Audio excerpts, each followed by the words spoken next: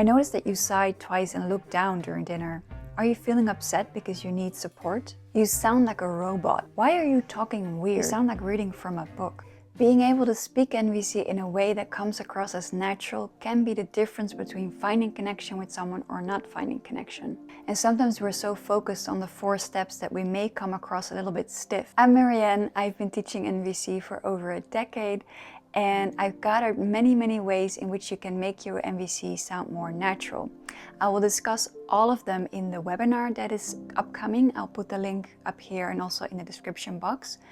But I will discuss the 3 most important ones and also the most simple ones, I think, in this video. So first things first, if you want to sound more natural, you want to play more with the rules, with the 4 steps of NVC. But in order to do so, I highly recommend to first know the rules, to first master them. And so do you know the difference between an observation and interpretation, a feeling and a pseudo-feeling, a need and a strategy, a request and a demand, etc. If you're not really sure, I recommend watching this video first that just summarizes the 4 steps so you really can know them before you sort of break the rules. So hack number 1 is say that a friend cancels plans with you. And then you say this: I feel frustrated, disappointed and lonely because I have a need for connection, reliability and clarity. Can we think of a way to do it differently next time? Now this comes across as, I don't know about you, but for me this can be quite overwhelming. There's lots of feelings, lots of needs. If I would receive this, I would be finding it not very natural, but also, like I said, quite overwhelming. Now we might have this habit of, when we do self-connection, to really dive into all the feelings and all the needs, and that is great, right? To really have this very complete overview of what's going on in ourselves. When we connect with others, you can make it a little bit more simple. There's some disappointment in me because I have a need for reliability. Can we think of a way to do it differently next time?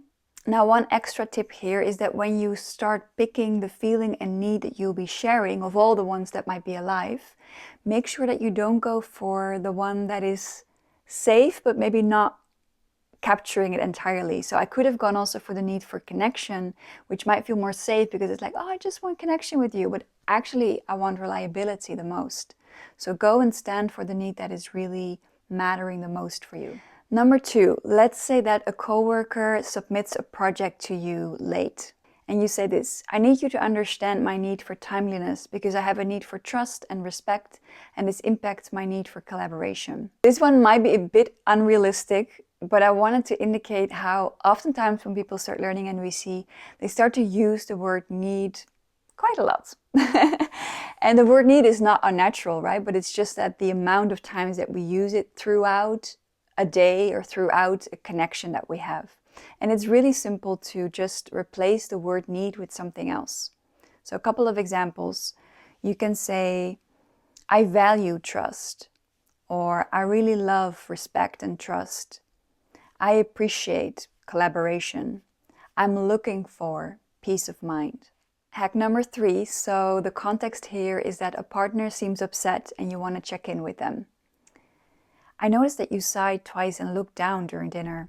Are you feeling upset because you need support? So here actually you can leave out the observation. It seems sometimes when the observation is kind of obvious because you're right there and it's happening right on the spot, it can seem a little like I'm overly observing someone.